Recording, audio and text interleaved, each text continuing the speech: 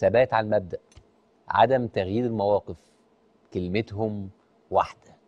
فكل المنظومة اللي خرجت على الانتخابات بتاعت 23 أكتوبر هي كلها فشلت. الحكومة مسؤولة على السياسة اللي تبعتها، معناها أن الناس اللي سيروا في البلاد نجحوا، معناها فشلوا فيها. الترويكا هذه فشلت، وأن الحكومة هذه في شكلها هذه راهي ما تنجمش تواصل، ما تنجمش تواصل. أنا جربت ففشلت. الحكومة ما هي ترويكا هي ولا هي أيضا ثم استحقاقات نتاع الشعب، معناها بعد الثورة، تشغيل، الفقر، تهميش المناطق المهمشة، هذه وقع فيها حاجة، هذه وقعش فيها شيء. السنة اللي فاتت أنا عايز أفكركم بالكلام اللي اتقال، حيث مش ممكن ما ندجلوش على الناس، ما باش نعطيو الشغل الناس الكل توا. يعني هنالك انتظارات كبيرة وطلبات كبيرة، في الحقيقة يصعب الاستجابة إليها من أول وهلة، لأن مهما كان الشخص ليس له عصا سحرية، والحكومة هذه ما عندهاش عصا سحرية، راهي تفضل المشاكل، منهم المشاكل الزمنية نتاع العروشية ما تنجمش تفضها في نهار. ما زالت ثم كما قلنا يقطع الطريق، ما زالت كذا، وراه كل عملية مليار تتكلف، كما تاع السكة تاع المتلوي يجي يوقف السكة مليار في اليوم. هذا من كلهم المطالبات الاجتماعيه، والناس كل تحب تزيد، والناس كل قدام الولايات اللي شد ورقه اللي شد كذا. شويه وعي، شويه قوه وعي، شويه تريث، وما نحبش نستعمل كلمه كبير، لكن ان بو دو فيرتي. راهم لي تونيزيان سون فيير، يفو ان بو دو فيرتي.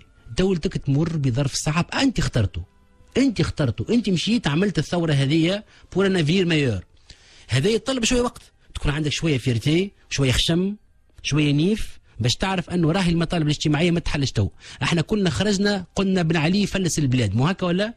كيفاش اذا كان هو فلس البلاد نجموا ناخذوا من عندها تو؟ معناها ما نبداوش ندزوا ياسر حتى لين في الاخر معناها نلقاو رواحنا باش نخسروا برشا حوايج. شويه صبر، واكيد انه كل من حرم لابد انه تكون عنده الاولويه في المستقبل. واحنا كل يوم عندنا اعتصام، علاش اعتصام؟ نحبوا نخدموا، واللي خلق اللي يخدموا، يجي السلطه توقف اللي يخدموا واللي ما يخدموش، نزيدوا بخ على بخ. مش معقول وان يتطلبوا منا باش نفضوا مشاكل نتاع 23 سنه نتاع انحراف ونتاع استبداد ونتاع كذا. هذا انا نقول لك لازم سنوات باش نوصل.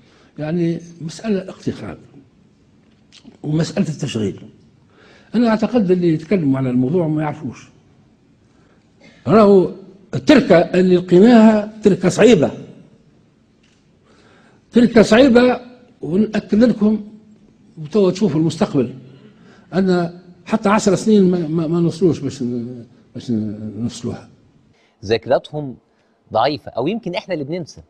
طب كنتوا استنوا الجيل يتغير، معلش. وقرأكم الكثير منهم اللي قالوا أن الحكومة اللي فاتت خلت لهم تركة كبيرة. ممكن لو كان أنا قلت أن بن علي خلى لي تركة كبيرة وأنا ما عملنا شيء. راهو التركة اللي لقيناها تركة صعيبة، تركة صعيبة، ونأكد لكم وتوا تشوفوا المستقبل أن حتى 10 سنين ما نوصلوش باش نوصلوها. لو يوم يقيموا علي الحجة في أني قلت شيء مش صحيح، أنا نعتبره أني فشلت. ما تجيبش حاجة من عندنا، هو كله من الفيسبوك.